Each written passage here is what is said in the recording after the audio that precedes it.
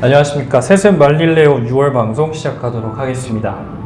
먼저 헝가리에서 슬픈 사고 소식이 좀 들려왔어요. 예, 우리 몇 년 전에 이제 세월호라는 아픔을 겪었었는데, 한동안 이제 그런 일이 없기를 바랬었는데 또 이런 일이 터져가지고 우리가 지금 세습이라는 큰 또 아픔을 같이 겪고 있지만 이런 사람 인명과 관련된 이런 아픔에 저희 교인들로서 또 기도하는 마음으로 함께 된다고 생각을 하고요. 부디 더 좋은 소식들이 들려오기를 바라고 있습니다. 네, 저희 명정의 세습 말릴레오는 유가족 및 실종자 가족 여러분들께 위로의 말씀을 전하면서 방송 시작하도록 하겠습니다. 네, 그리고 방송 시점이 지금 좀 달라졌죠? 예. 원래 저희가 이제 매주 목요일 날 방송을 릴리즈를 하는데, 매월 첫째 주에 방송되는 말릴레오가 6월 이제 6일 날 방영이 되는데, 아시다시피 징검다리 연휴의 시작이라 네. 아무래도 이제 효과가 좀 떨어질 것 같고, 그다음에 또 워낙 이슈가 많습니다. 네, 워낙 진짜 이슈가 많습니다. 많고, 그래서 이제 이걸 또 그때까지 묵힌다는 것도 말도 안 되고 해가지고, 네. 그래서 이제 6월 3일 월요일 날 바로 오늘 이제 토요일 녹화해서 좀 급하게 편집해가지고 월요일 날 띄우도록 그렇게 하겠습니다. 네. 먼저 저희들이 첫 번째 다룰 이야기는 우리들의 이야기, JTBC에도 출연했었던 신주현 자매와 이제 이종우 집사님의 대화가 있을 거고요. 그 다음에 노회와 총회 상황을 또 전해드리려고 합니다. 서울 동남노회 신의원단에 대해서 총회랑 수습정권위원회에서 좀 압박이 들어왔는데 그 부분에 대해서 좀 얘기를 나누고자 하고요. 그리고 또 사건 사고들이 또 굉장히 많았습니다. 장신대생 걷기도회부터 또 여러 가지 다뤄야 될 안건이 있어서 그 부분에 대해서 이야기를 나누도록 하겠습니다. 먼저 신주현 자매 우리들의 이야기 듣는 시간을 갖도록 하겠습니다. 예, 안녕하십니까. 오랜만에 뵙겠습니다. 우리들의 이야기 챕터를 맡은 이정호 집사입니다. 개인적인 사정으로 여러 차례 촬영에 빠지고 오늘 다시 복귀했습니다. 개인적으로 좋은 일이 많아서 이렇게 다시 인사하게 됐고요. 또 오랜만에 이렇게 복귀했는데 저희 명정이 TV 최초로 자매님을 모시고 인터뷰를 하게 되었습니다. 마음이 많이 떨리는데 먼저 제가 이제 신주현 자매님을 소개해드리는 것보다 먼저 간략하게 자기소개 한번 부탁드리겠습니다. 네, 안녕하세요. 저는 명정위에 소속되어 있는 서울장신대학교 4학년 신학과 재학 중인 신주현이라고 합니다. 끝인가요? 네, 끝입니다. 네, 뭔가 이제 본인의 어필을 좀 더 하실 줄 알았는데 네. 제가 또 간략하게 설명을 드리면은 JTBC에 처음 어떻게 보면은 명성교인으로서 인터뷰를 하신, 그래서 김주성 형제님과 양대 산맥으로 먼저 앞서서 언론에 얼굴 알리신 분이신데 처음에 그렇게 얼굴을 알리시는데 부담이 좀 있으셨을 것 같아요. 그럴 때 어떤 부침이나 마음의 부침이나 가족의 반대나 이런 부분은 없으셨는지 한번 들어보고 싶습니다. 마음의 부침. 가족들은 일단 모르셨어요. 그 당시에 인터뷰가 나오고 있는 화면을 보고 아셨고, 나중에 이제 얘기를 많이 들었죠. 괜찮겠냐, 어떻게 지내려고 하냐, 그런 얘기를 많이 들었는데, 그 이후에 여러 가지 일들이 있어서 부모님도 마음을 이제 잘 정하셨고, 그런 여러 가지 일들이 있었네요. 그렇죠. 개인적으로는 예. 필요하다고 생각했습니다. 제가 나오시는 분마다 이 질문을 똑같이 했는데요. 질문하는 입장에서도 이게 뭐라고, 어떤 피해를 보겠다고 참 겁을 내고 있는 우리가 조금 그런 모습들을 가지고 있다. 어떤 사회에 대해서, 교회에 대해서 안 좋은 얘기를, 그 상대방 입장에서 안 좋은 얘기를 할 때 우리가 어떤 두려움을 갖고 있나를 조금 보여드리고 싶은 마음이 있어서 질문을 드렸고요. 세습을 반대하시게 이제 교회에서도 저랑의 입장은 다르시게 이제 장신대에도 재학 중이시고 교회를 다니시면서 어떤 모습 때문에 이렇게 내가 이거는 잘못됐다라고 생각을 하게 되셨는지, 오래 그렇게 다니셨지만 이게 옳다고 생각하기에 그들은 아직도 거기서 목사를 하고 있고 또 그거에 동조하고 있는데 어떤 부분에서 부침이 있고 하나님의 뜻이 아니라고 생각을 하셨는지 한번 들어보고 싶습니다. 저는 명성교회 처음 간 게 초등학생 때였거든요. 근데 그 당시에 타교회를 다니다가 이사를 가면서 명성교회를 처음 가게 됐을 때 좀 이게 뭐지? 라고 생각했던 것 중에 하나가 목사님 사진을 이렇게 커다랗게 인화를 해가지고 교회 곳곳에 세워놓는 모습들이었어요. 그게 처음 명성교회 갔을 때 봤던 거였는데 이게 뭘까? 이게 왜 있지? 이게 왜 필요하지? 교회는 하나님의 것인데 이게 왜 있을까? 이런 생각을 했던 기억이 있네요. 근데 이번에 세습 관련한 일들을 많이 겪으면서 그게 글쎄 의식적이었을지 무의식적이었을지는 모르겠지만 굉장히 오랫동안 이루어진 저를 포함한 성도들에게의 하나의 세뇌가 아니었나 생각을 해요. 저도 유아 세례부터 다녔는데 그런 거에 대해서 아무 의식이 없었거든요. 사실 본계 명성교회고 이게 다 맞다고 생각을 해서 그냥 그렇게 살아왔고 그랬는데 또 초등학교 때부터 그렇게 네. 다르게 볼 수 있는 모습도 있었습니다. 네, 그렇다면은 이제 교회가 지금은 어떻게 됐든 우리 입장에서 보면은 반성도 없고 이게 옳다라고 주장하는 상황인데 그럼 이런 상황 속에서 과연 명성교회가 앞으로 어떤 방향으로 갔으면 좋겠고 그들이 어떤 마음을 먹어줬으면 좋겠는지 사실 제가 보기에는 명성교회는 퇴로가 없거든요. 우리가 정치를 하다 보면은 출구 전략이라는 얘기를 하잖아요. 출구를 열어놓고 그쪽으로 도망갈 수 있게 만들어주는데 제가 볼 때는 적어도 명성교회는 어떻게 보면 퇴로가 없다고 생각이 들어요. 여기서 포기를 해버리면은 본인들이 틀렸다라고 얘기를 해버리는 거가 굉장히 힘들 테니까 그런 명성교회를 봤을 때 신학도로서 어떻게 갔으면 좋겠는지 알아보고 있는 모습. 저도 집사님 말씀하신 거랑 같은 생각을 했었는데요.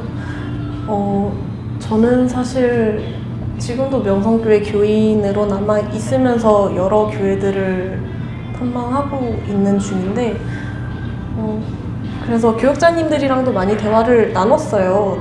나중에는 그냥 약간 일방적인 욕설을 듣고 나오는 형태가 됐지만 어쨌든 그분들은 어떻게 생각을 하고 계시냐면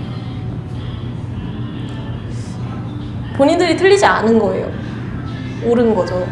그리고 근데 그런 생각도 들어요. 한편 그분들도 이게 완전히 선하지만은 않다는 걸 알고 있거든요. 하지만 그걸 인정하면 안 되는 건 거죠. 인정해서는 안 되는 거고. 그리고 또 약간 그런 생각도 있어요. 그분들은 어쨌든 가장이고 한 가정들을 책임지시는 입장에서 내 상사에게 반기를 드는 건 거잖아요. 그 내부에서 그렇게 움직이기란 참 쉽지 않다는 생각도 드는데 제가 아쉬웠던 건 뭐냐면 그렇다면 이렇게 1대1로 만났을 때만이라도 조금 더 진솔한 이야기를 들려줄 수 있었지 않았나 싶습니다. 그렇죠. 지금 말씀해주신 포인트가 제가 가장 열받는 포인트 중 하나인데 저도 저희 그래요. 사회생활 하면서도 정의가 아니라고 하면 외치는 사람들이 너무나 많은데 심지어 하나님만 따르겠다는 거기서 저는 가장 중요한 포인트가 하나님을 따르겠다는 게 아니라 하나님만을 따르겠다는 서약하고 제가 사실 신학자의 길을 잘 몰라요. 그렇지만 신학자의 길을 가기 위해서 신학도로서 공부를 하고 있는 입장에서 좀 더 화나시지 않았을까라는 생각이 들었었습니다. 이렇게 활동을 어떻게 보면은 얼굴을 내밀고 하는 게 굉장히 어렵잖아요. 그냥 얼굴을 내밀었을 때 이런 주변에 걱정도 있을 거고 내가 이걸 왜 했을까라는 후회나 이런 마음은 없으셨었는지요? 후회는 없었습니다. 지금도 없고요. 후회는 없는데 이제 제가 제일 많이 들었고 지금까지 듣고 있는 얘기가 괜찮니? 그렇죠. 잘 지내니? 괜찮니? 이런 얘기를 정말 많이 듣는데 저희가 한창 활동을 계속하고 있던 중에 그것들이 진행되고 있음을 알고 있음에도 이제 괜찮니? 라고 말하는 사람들은 많았지만 나도 그거 같이 하고 싶어 라고 하는 사람은 없는 거예요. 그래서 약간 고마우면서도 한편 여기까지구나 이게 필요한 일이라는 건 알지만 본인의 어떤 교회에서의 기득권이라던가 누리고 있는 어떤 것들을 포기하면서까지의 그것은 아니구나라는 생각을 했었고요. 그럼에도 불구하고 그 마음들은 참 감사한 것인데 그런 게 있었고 이제 저는 교회 장학관에서 오래 생활을 해왔고 그 당시에도 그 JTBC 인터뷰 당시에도 저는 장학관 안에서 살고 있었고 또 마지막에 회장 임기까지 마치고 그러고 나오게 됐어요. 근데 그 모든 과정에서 들어오는 압력들이 상당하더라고요. 네. 그렇다면 그때 정말 괜찮으셨는지. 저는 적어도 그렇게 얼굴이 나갔을 때는 이미 교회에서 예배 자체는 다른 교회에서 만들어 드리고 있었기 때문에 사실 저는 느끼지 못하는데 정말로 괜찮으셨는지. 그 당시에는 이런 생각이 컸던 것 같아요. 내가 지금 여기서 물러나면 안 된다.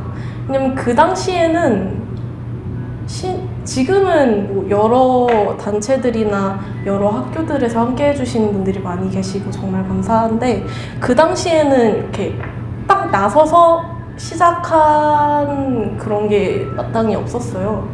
그래서 저는 그 당시에 약간 이거를 물꼬를 잘 터야? 왜냐면 한 명이 시작하면 어떻게든 사람들이 붙거든요. 저도 그렇게 붙게 된 사람 중에 하나인데 괜찮다는 걸 좀 보여주고 싶었어요. 이렇게까지 나선 나도 잘 지내고 있고 괜찮다. 이게 옳은 거다라는 어떤 확신을 좀 주고 싶었던 것 같습니다. 제가 드리고 싶었던 또 다른 질문은 어떻게 보면 장학관에서 생활하고 있다는 것은 명성교회에서 혜택을 받고 있다는 얘기잖아요. 네, 그렇죠. 네. 그 얘기를 정말 그쵸. 많이 들었어요. 그걸 제일 많이 들었을 것 같아서. 목사님들께서 저를 만나면 또 장학관 사는 애가 어떻게 이럴 네가 장학금도 한두 번 받은 게 아니고 물론 맞는 말이죠. 물론 맞는 말인데 그게 논지가 아니잖아요. 그쵸. 그게 중요한 게 아닌데 그걸 중점적으로 저한테 이렇게 계속 네가 어떻게 이럴 수가 있냐라는 식으로밖에 못 나오시는 그분들이 좀 안쓰러웠던. 그렇죠. 네. 지금 제가 보기에도 많은 다른 교회들이나 노회들이 명성교회에 대해서 말을 못하는 이유가 받았지 않느냐, 맞아요, 도움을 맞아요. 받았지 않느냐. 또 그런 식으로 명성교회가 계속 접근을 했으니까요. 그렇죠. 네, 그래서 그 부분에 대해서 어떻게 보면 나설 때 나도 도움받았는데 라는 생각을 좀 많이 하셨을 것 같아서 네, 그때 그 심정이 궁금했습니다.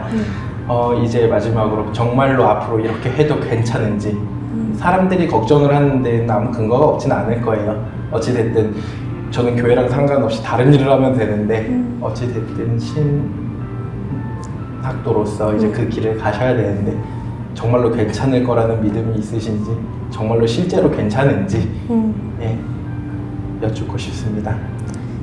같이 신학하시는 분들이 저한테 그런 걸 많이 물어보셨어요. 너 완전 찍혔어. 이제 그쵸. 어떡하려고 그래. 실제로 장학금도 지금 교회에서 끊겼고 그 이후에 장학관에서도 나와야 했어요. 제가 몇 번 사석에서는 말씀드렸었는데 원로 목사님께서 저를 암덩어리라고 칭하시고 교회 갈 때마다 보고가 들어간다고 하더라고요. 원로 목사님께서 제 얼굴을 아시는 이유가 그 사진 첨부한 매주 보고로 이남이었음을 제가 알게 된 지는 얼마 안 됐는데 그런 사실 교회에서 일어날 일이라고는 상상하기 어려운 일들을 많이 겪으면서 장학관에서도 제 발로 나오긴 했는데 결국엔 주변 사람들이 볼모로 잡혀 있다는 걸 알게 되면서였거든요. 저는 사실 저 혼자 저만에 대한 거였다면 그냥 있었을 것 같아요. 왜냐면 교회 안에서도 갈등하고 힘들어하고 있는 친구들이 너무나 많았고 제가 그 자리를 지킴으로써 그래도 함께 울어주는 건 할 수 있었거든요.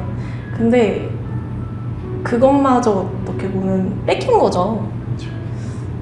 그래서 많이 안타까웠는데 또 그렇게밖에 할 수 없었던 게 제가 그때 거길 떠나지 않으면 너무 많은 분들이 듣지 않아도 될 말들을 많이 듣게 되시더라고요. 치사한 것 같은데 예, 결국에는 뭐 제가 이런 사태를 겪으면서 제가 안타까운 결국에는 돈이고 주변 사람들 아프게 하는 방법인 거고 저는 참 성경에 과연 그런 부분들이 어디 있나 나보다 성경을 다 많이 아는 분들이 그렇게 하고 있다는데 굉장한 실망감을 느끼기 때문에 예, 조금이라도 되돌리고자 같이 하고 있습니다. 예, 마지막으로 네. 예, 같은 성상에 있는 많은 신학도들과 명성 교인들에게 또 그리고 이 방송을 보시는 많은 분들에게 할 말 있으시면 자유롭게 한마디 부탁드리겠습니다. 저희가 세습 반대하고 있는 이유는 사실 각자의 이유가 있겠지만 그렇게 거창하고 복잡한 것은 아닙니다.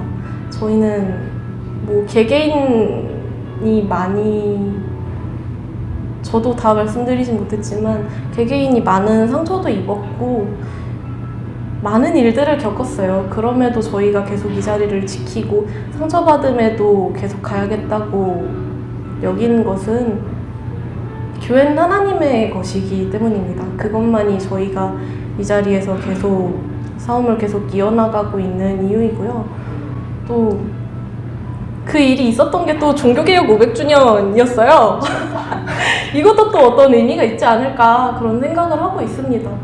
그래서 조금 더 내가 이 교회에 다니고 있으니까 라는 것보다 그래서 하나님은 어떻게 생각하실까를 한 번 더 생각해 보실 수 있으면 좋겠고요. 제가 가장 항상 권고드리는 것은 스스로 성경을 읽고 스스로 고민하는 지경이 넓어져야 결국에 나와 하나님의 관계가 깊어진다는 것입니다. 교역자들도 사람이기 때문에 개인의 주관이 들어갈 수밖에 없어요.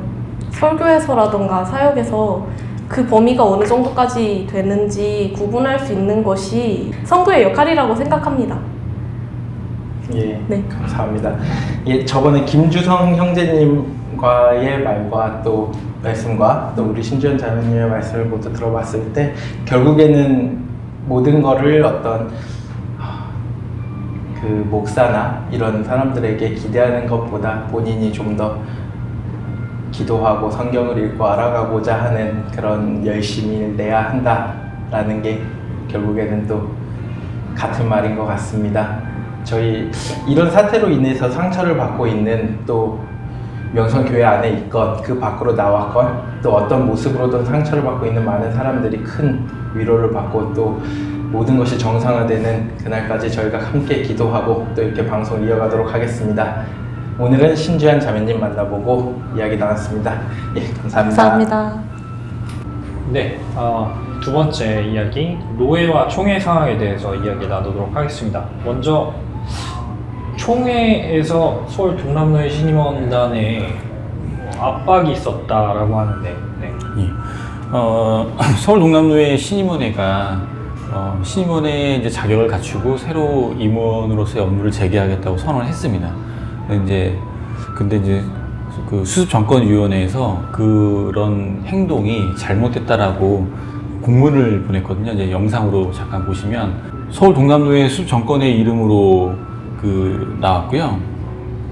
근데 여기서 이제 좀 신기한 거는 공문에 날짜가 없는 거 혹시 보셨습니까? 공문에 날짜가 없을 수가 있나요? 네, 보시면 날짜가 없어요.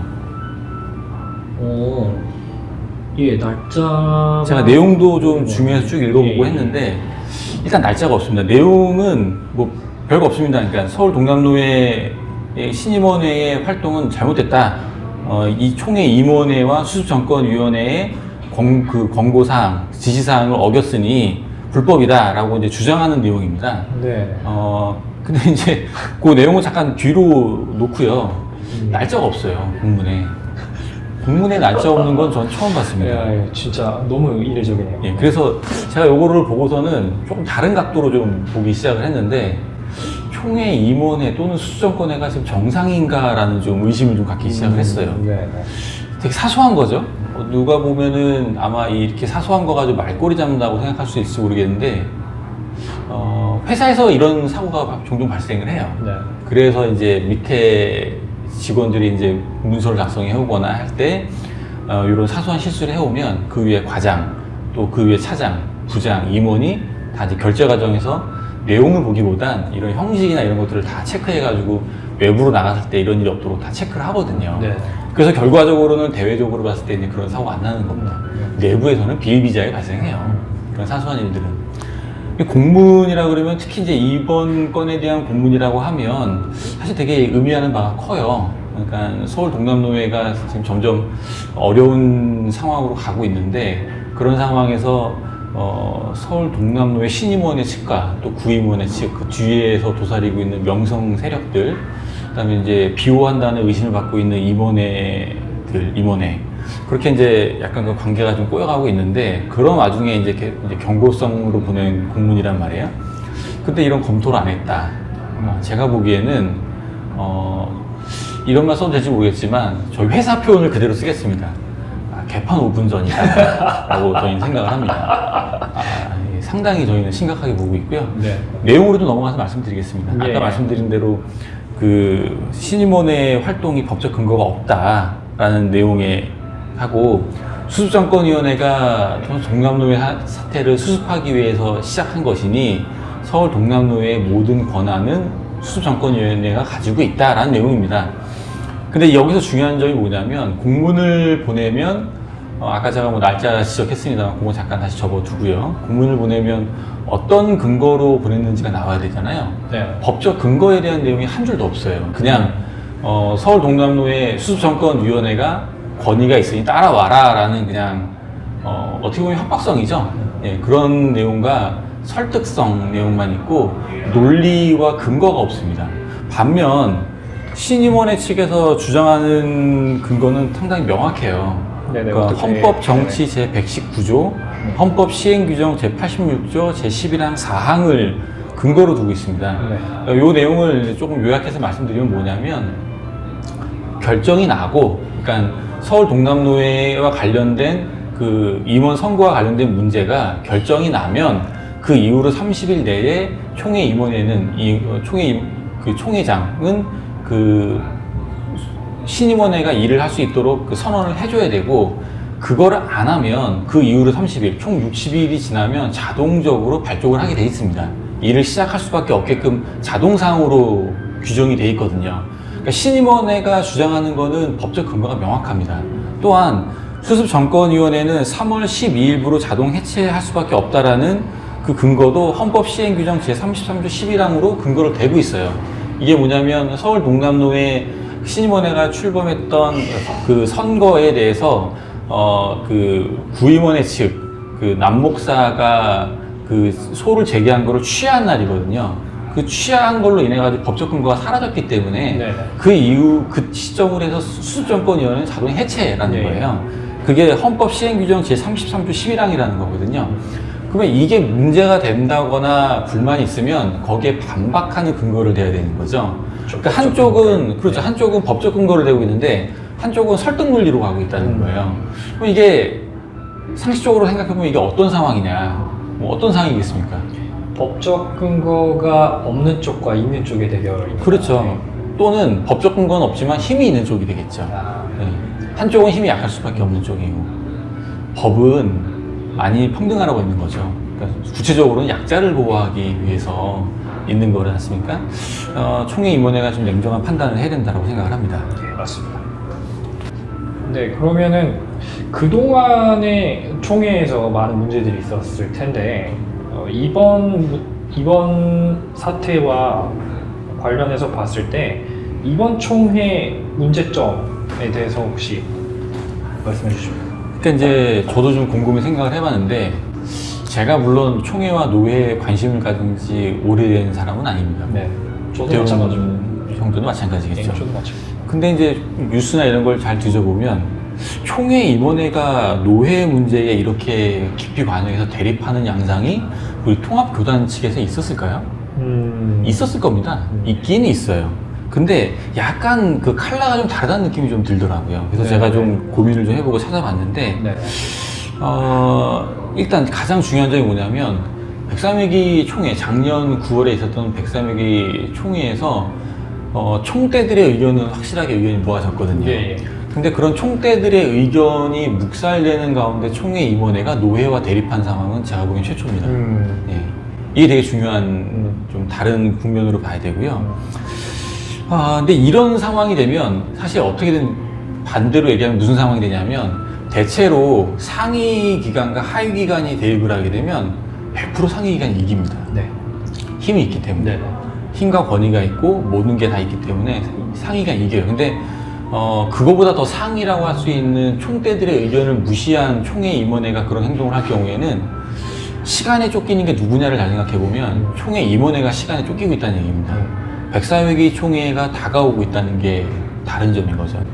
일반적인 경우와 좀 다른 건 뭐냐면 일반적으로는 이렇게 대립을 하게 되면 하급 기관이 시간에 쫓겨야 되는데 지금 상황은 상급 기관이 시간에 쫓기는 현상이 나타나고 있어요. 그래서 총회 임원회가 당황을 하고 있다고 저는 봅니다. 그래서 아까 같은 실수가 나오는 거고요. 체계가 점점 무너지고 있어요. 권위가 무너지고. 통합총회가 권위가 있는 상당히 우리 한국교회 그 교단 내에서도 권위가 있는 교단인데 이런 식으로 임원회가 권위를 상실해가는 모습을 보인다고 하면 여타 다른 교단처럼 되지 말라는 법도 없다. 우리가 좀 더 긴장해야 되지 않는가라는 생각이 듭니다. 103회기 임원회에 대해서 한번 총평을 주신다면? 예. 정치인에 좀 빗대가지고 설명을 드린다면 정치인들을 우리가 평가를 할 때 좋은 정치인, 나쁜 정치인 이렇게 있을 수가 있잖아요. 근데 정치인들이 가장 두려워하는 것 중에 하나가 뭐냐면 존재 가치가 없는 정치인이라고 하더라고요. 예, 무기력한 정치인이죠. 제가 누구라고 말은 안 하겠지만 역대 대통령 중에 가장 무기력했던 대통령이 누굴까? 예, 전두환은 아닙니다. 전두환은 나쁜 정치인, 나쁜 대통령이죠. 예. 그러니까 존재 가치가 없는 임원회가 되고 있다는 생각이 들어요. 예. 무기력한 임원회, 예. 물 이런 느낌이 자꾸 든다는 겁니다. 그것만큼 창피한 정치 세력은 없어요. 예. 너무나 안타깝고요. 그런 임원회로 남지 않기를 소망하고요.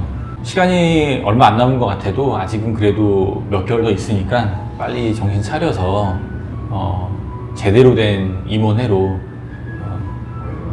발돋움하기를 기대하고요. 무엇보다 지금의 사태의 근본 원인은 명성교회 사태라는 걸 우리가 잊으면 안 됩니다. 총회 임원회도 감정적으로 격화될 수 있고 자신의 권위에 도전한다고 생각할 수 있고 그렇기 때문에 좀 흔들릴 수 있는데 본질로 돌아가면 문제는 쉬워집니다. 이번 사태의 본질은 명성교회 김하나 목사 불법 세습 사태예요. 복잡하게 생각할 거 없습니다. 김하나 목사는 저 뒤에가 있고 심지어 아버지 뒤에 숨어 있고 서울 동남로의 신임원회, 구임원회 심지어 이제는 임원회까지 엉켜가지고 시끄러워지고 있는 이 양상이 얼마나 우스운 상황입니까? 다시금 명성교회 사태가 본질임을 깨닫고 제자리를 찾았으면 좋겠습니다. 네.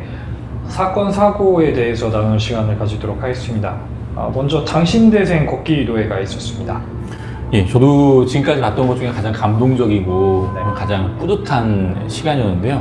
5월 24일 금요일 날 장신대생 300여 명, 그래서 교수님들을 포함해서 300여 명이 참가를 했습니다. 장신대 미스바 광장이라는 곳부터 시작해서 이 천호 대교를 건너서 현대백화점 앞을 지나서 명성교회까지 행진을 했습니다. 플랜카드를 들고 찬송을 부르면서 구호를 외치면서 가는 모습이 너무나 아름다웠고 이 시대에, 이 어려운 시대에 이 신학생들이 깨어서 이렇게 움직여주시는 모습에서 정말 감동을 받았고 희망을 받습니다.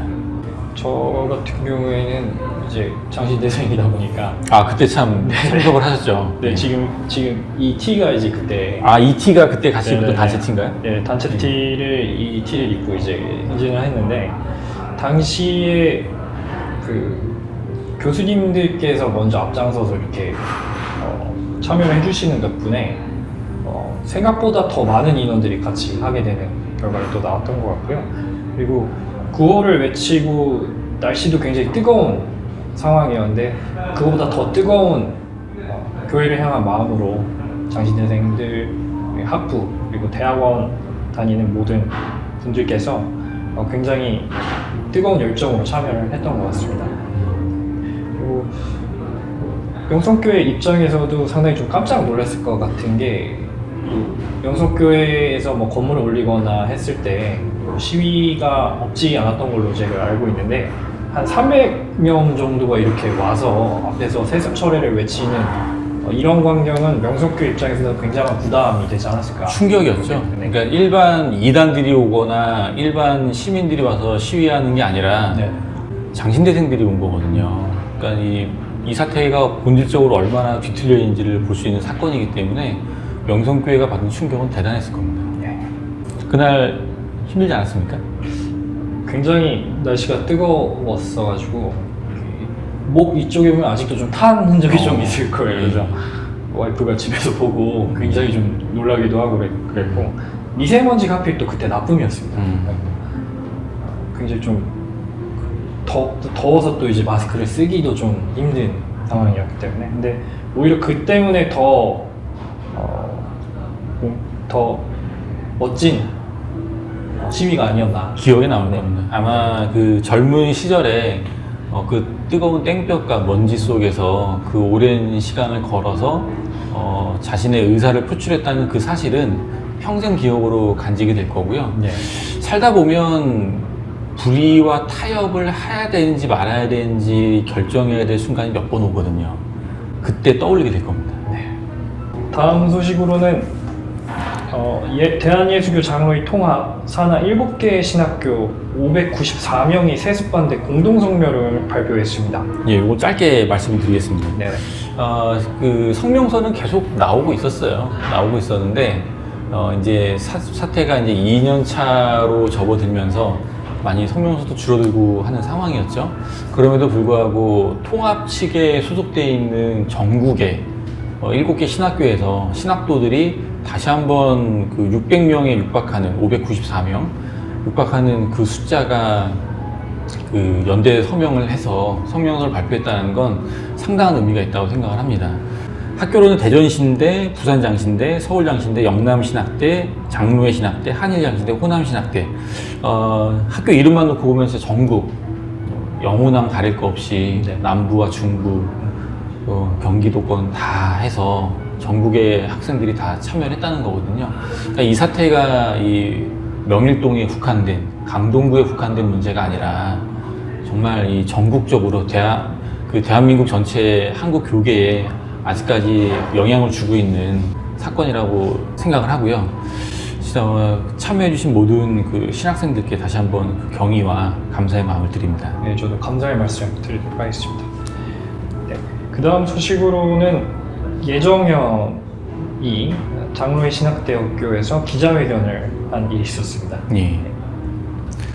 요거는 이제 뭐 약방의 감초처럼 요즘에 꼭 나오는데 사실 안 나오면 조금 서운하죠. 네, 지금 근데 생각보다 좀 규모가 작아가지고 조금 실망했습니다.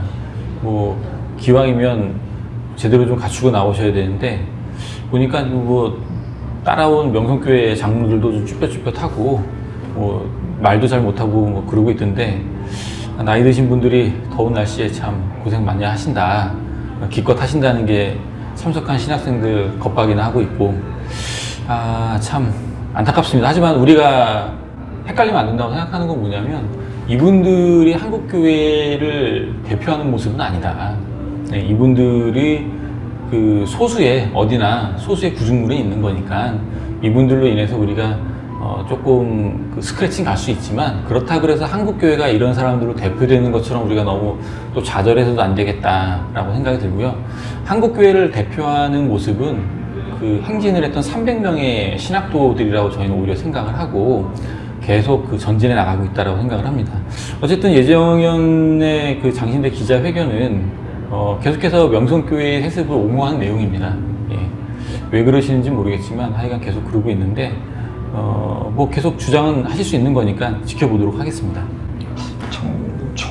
제가 이제 이때 현장에도 제가 또 이때 계셨습니까? 예. 있었는데 이게 저 같은 경우에는 학교 앞에서 이렇게 계속 말씀을 하시면 그냥 앞에 계시는 거니까 그냥 앞에 계셔서 뭐라고 하시든 그냥 관심 없고 그냥 말씀하시고 돌아가시면 되는데 그게 아니고 이제 제가 수업 중이었습니다 그때. 수업 중에 들어오셨다 그래갖고 이제 라이브로 이 현장을 보고 있었는데 대표회장님께서 학교 안으로 들어오시는 거예요. 그래서 그걸 보고 제가 깜짝 놀라서 그대로 뛰쳐나갔었거든요. 그러니까 저를 포함해서 학생들 한 제가 볼 때는 한 100명이 넘는 인원이 와서 이제 장신대 위쪽으로 올라간 미스방장으로 올라가는 그 계단에 학생들이 다 자리를 잡고 못 올라가도록 이렇게 막는 일이 있었습니다. 그래서 더 이상 진입을 하지 못하고 이제 내려가게 되는 좀 저지를 확실히 당했는데, 저는 좀 드리고 싶은 말씀이 그 학교 밖에서 해주셨으면 하셔도 이게 내부에서 허가를 받지 않으신 거라는 거 학생들도 다 알고 저희들이 교학처 과장님한테 다 확인을 했거든요. 허락을 할 리도 없고 혹시나 해서 여쭤봤는데 당연히 허가 안 했다. 그래서 경찰분들이 직접 오셔가지고 또 이제 학교 밖으로 모셔갔었거든요. 그러니까 좀 최소한 선을 지키시면서 싸워줬으면 좋겠다라는 말씀 드리고 싶고, 그 다음에 신학생 입장으로서 꼭 하고 싶은 말이 있는데, 겁박은 좀 아니지 않습니까? 너무 화가 나서 좀 말씀을 드리는데 진짜로 이거는 해서는 안 되는 말씀이셨습니다. 해서는 안 되는 말씀. 그 신학생들 경제 상황을 예정현 목사님들께서 모르시지 않으실 텐데 이런 식으로 말씀을 하시는 거는 선을 넘어도 너무 넘으신 거고요. 계속해서 이런 식의 행보를 보이신다고 하면은 안 그래도 없는 정당성 더 잃으실 겁니다. 제발 좀 선을 지키시면서 해주셨으면 좋겠다는 말씀 드리고 싶습니다. 두 가지 궁금한 사항이 있어서 좀 질문을 드리고 싶은데요. 네네. 첫 번째는 그 예정현 목사들이 신학생들을 상대로 그 협박을 했잖아요. 예. 거기에 대한 그 법적인 문제는 없는지가 하나가 있고, 네네. 그 다음에 또 그들이 얘기했던 내용 중에 하나가 조금 너무 어이가 없어서 여쭤보고 싶은 건데, 그 장신대 교수들이 명성교회 담임 목사로 올 수 있는 기회를 놓쳐서 네네. 그랬다라는 내용을 하거든요. 그런 말을 하시더라고요. 근데 이제 제가 그냥 상식적인 차원에서 물어보겠습니다. 장신대 교수가 한 명인데 네. 명성교회로 올 수 있는데 명성교회 자리를 뺏겨가지고 못 왔다 그러면 열받을 수 있을 것 같아요. 네네. 장신대 교수가 수십 명이잖아요. 네네. 그럼 수십 명끼리 자기들끼리 막 대화를 하면서 나 이번에 명성교회 가야지 뭐 이런 대화를 하나요? 그럴 리가 없죠. 네네. 그러니까 상식적으로 그 예정현 목사들의 주장을 받아들이는 측면에서 이해하려고 하더라도 그 교수님들 30명이 있다고 치고요. 그분들끼리 경쟁을 해야 되잖아요. 그러면 그분들끼리 뭔가 카르텔이 있거나 뭔가 연대가 있거나 해야 돼서 겉으로 다 드러날 거거든요. 근데 제가 알기로는 그러지 않고요. 또 하나는 지금 한국 사회에서 대형교회 목사가 존경받는 자리인가, 과연 장신대 대학 교수 자리가 더 존경받는 자리인가, 저한테 선택하라고 하면 저는 안정적인 직업을 택하겠습니다. 네, 제 생각. 예, 저는 그냥 직장인의 관점에서 얘기하는 거예요. 신학적인 관점을 말씀드리는 게 절대 아니고, 네. 그냥 직장인의 관점에서 말씀드리면, 담임 목사가 그렇게 좋다라는 거는 본인들도 그렇게 좋은 자리라는 걸 이미 알고 있는 것인가, 고난받는 자리라고 하는데 그게 아닌 것인가. 제가 배우기로는 상당히 섬기고 힘들면서 가족들도 희생해야 되는 상당히 고난받는 자리거든요. 네. 교수는 가르치면 돼요. 일반적으로 그 존경도 받고, 그렇게까지 그래도 스트레스는 상대적으로 좀 덜한, 교수님들이 좀 열받을지 모르겠지만 자리고요. 근데 이런 주장을 피는 거는 도대체 어떤 논리로 받아들이는지 모르겠는데, 이 얘기를 들은 학생들과 교수님들은 어떤 반응을 보이시나요? 첫 번째로 이제 법적 문제에 대해서 말씀을 하셨는데, 제가 아는 법상식으로는 협박죄 구성 요건은 충족을 했다고 저는 보고 있고요. 물론 제가 변호사도 아니고 법적 지식이 완전하지 않기 때문에 뭐 함부로 말씀을 드리긴 좀 어렵긴 한데, 걷기도회에 참여하려면 이제 당시 게시판에 서명을 써야 됐습니다. 근데 이제 서명한 그 게시판 사진을 찍어서 그것을 여기 뉴스앤조이 기사를 보시면 또 알겠지만 그거를 현수막으로 프린트를 해오셨어요. 그리고 직접적으로 청빙이 어려울 것이다 라고 말씀을 하셨거든요. 근데 이거는 제가 볼 때는 장로의 신학대학교 뿐만이 아니라 그 통합 측 교단이 그렇게 넓은 곳이 아닙니다. 이렇게 다 한 달이 건너면 다 아는 사이고 그러다 보니까 이거는 실질적인 위협으로 파악이 되고요. 그리고 저뿐만 아니라 좀 상당히 많은 숫자의 분들이 서명을 하신 분들 중에서는 상당히 이걸 위협으로 느꼈을 것이라고 저는 생각을 하고요. 더군다나 지금 단체로 오셔서 이렇게 말씀을 하신 거잖아요. 제가 아는 법상식으로는 특수협박죄 적용도 가능하지 않을까 저는 솔직히 생각이 들어요. 근데 뭐 법리 검토를 해보긴 해야 될 것 같습니다. 법리 검토를 한번 해보시죠. 네. 명성교회 정상화위원회 입장에서도 거기와 관련된 법적 비용이나 이런 게 들어간다고 하면 내부 검토를 거쳐서 변호사 검토 비용 정도는 저희가 후원을 할 생각이 있고요. 또 여태훈 전도사께서 또 거기 당사자시고 하니까 제가 보기엔 명예훼손이나 개인정보 유출도 좀 관련이 있어 보이고요. 협박도 네네. 관련이 있습니다. 이거는 네네. 심각하게 좀 받아들여야 되고, 대한민국 땅 안에 살면서 대한민국 법을 염두에 두지 않고 생각하지 않고 마음대로 행동한 사람이 목사라는 것 자체가 창피하고요. 이거는 사회법적으로 제재를 좀 가할 필요가 있다고 생각이 듭니다. 적극적으로 검토해 보시기를 제언드리고요. 네. 저희 명정이도 적극적으로 지원을 하겠습니다. 그리고 또 두 번째 질문으로는 사실 대답하기도 좀 웃긴 내용이라고 저는 생각을 하고요. 명성교회 후임 자리가 탐이 나서 교수님들이 뭉친 것이다 이런 식의 말은 그냥 딱 들어도 듣자마자 그냥 웃음이 터지는 이야기라고 솔직히 생각을 하고요. 좀 안타깝습니다. 저는 솔직히 진짜 그냥 너무 안타깝다는 말씀만 드리고 싶습니다. 나이 많으신 분들이 뭐 얼마나 시간이 많아서 그런지 모르겠지만 빨리 좀 정신 차리셨으면 좋겠고요. 네. 명성 세습 반대 앞장서 왔던 히어로가 계셨습니다. 이훈희 전도사님이죠. 네. 이번에 장로회 신학대학교 신대원 하부회장에 당선. 장신대가 대학생들이 네. 있고 신대원이 있죠. 네. 이게 잘 모르시는 분들이 네, 저희는 계시는데, 잘 몰라요, 네네. 그거를. 학부생들에서 이제 임원을 뽑으면 총학생이라고. 얘기를 총학생이. 하고요. 네네. 그다음에 신대원 다니는 그 사람들 중에서 뽑게 되면은 하구회장. 그러면 이훈희 전도사가 된 네네. 거는 하구회장. 네, 하구회장입니다.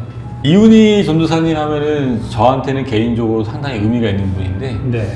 2017년 11월 12일 예.